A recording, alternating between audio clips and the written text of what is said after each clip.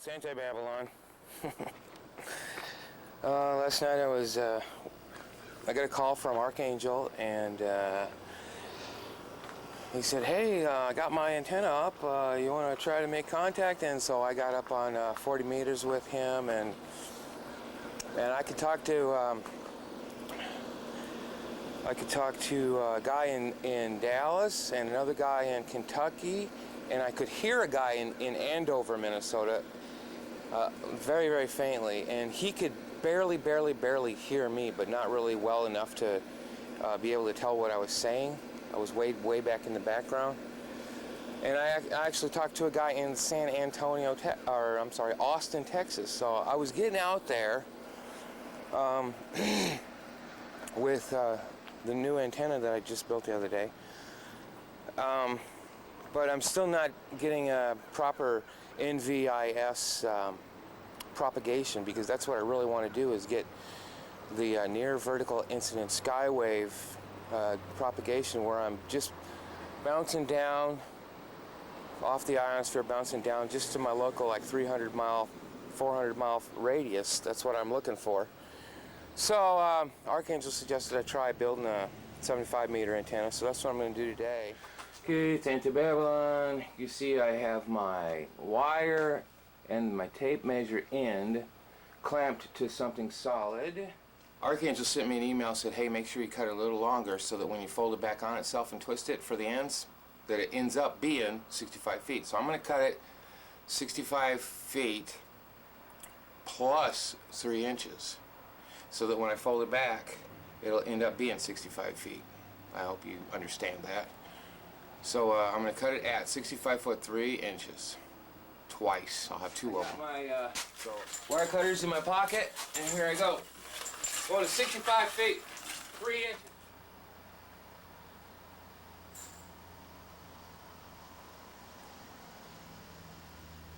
So I just cut the first one, and now I'm going to cut the second one. Hey, it's Anti-Babylon. I'm back. I'm back. Alright, I got a clamp, the wires. Here's the 2 ends of the lines. Set one aside there. Now, remember, we made it 3 inches too long.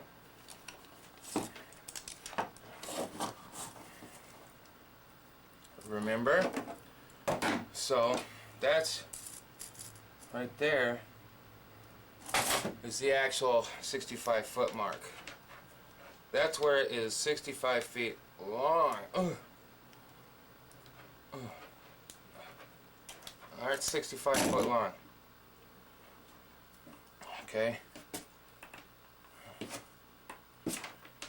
Now we gotta fold this back on itself. I'm gonna strip it back 3 more inches.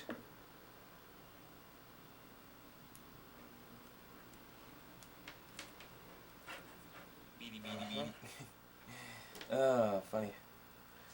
Alright, we're at 65 here. And now I got it in a loop. And now I'm going to twist this on itself.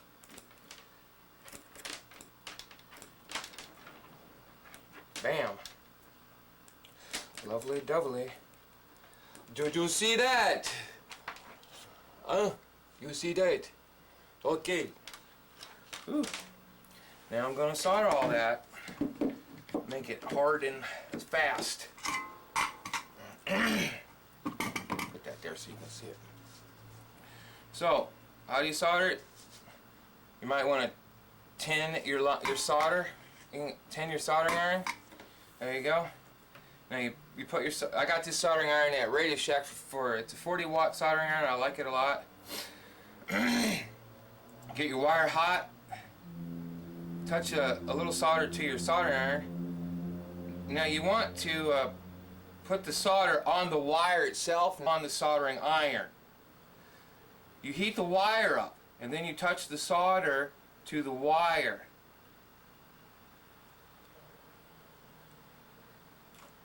You heat the wire up, then you touch the solder to the wire.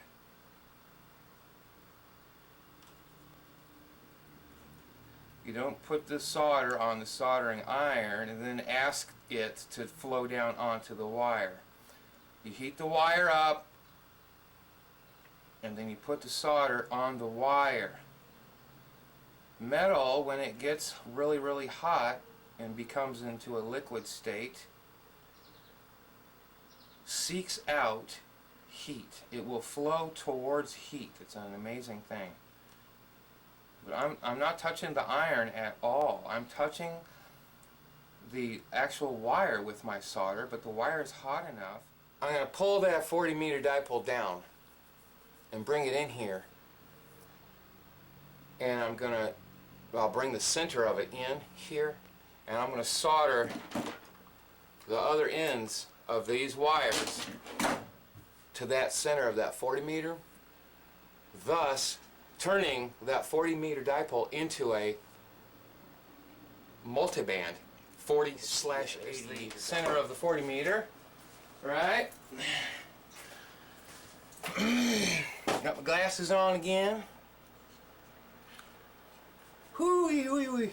Now I gotta run these leads in here. I think I'm gonna run this one. Let's see. I'm gonna go like this. I'm trying to figure out ways to do like strain relief on these things. Going like this and like this. There we go. And then I'll strip it and I'll solder it on there. Okie doke.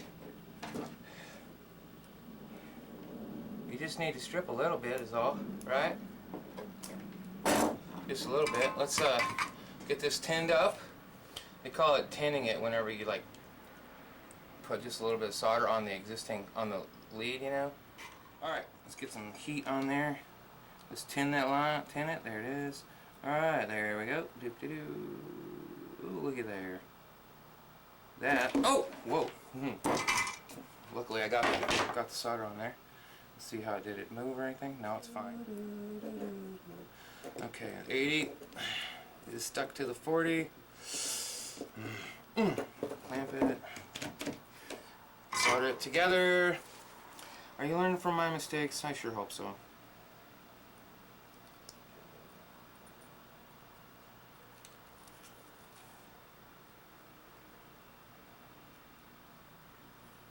Who am I? Nobody.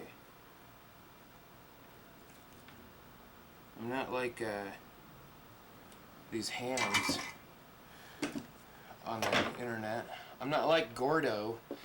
I don't have a Heil microphone. Ow, that was hot. And here we go. I think in there. It's in there. And done. Hold it to be still. Be still and hold it, I mean. Alright, the solder's set up. Ta-da! We have a dual band antenna.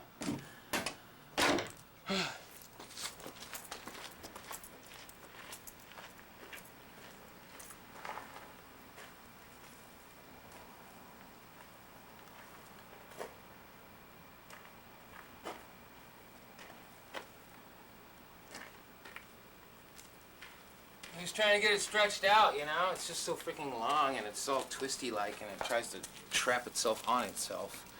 It's really aggravating, I gotta tell you. It's really aggravating. See how twisty he likes to get. I don't know if the timer indicator is on this tape, but it is a few hours later. Probably 3 hours. I don't know what time it is. It's quite a bit considerable time later. Hanging a dual band dipole is significantly different than hanging a single band dipole.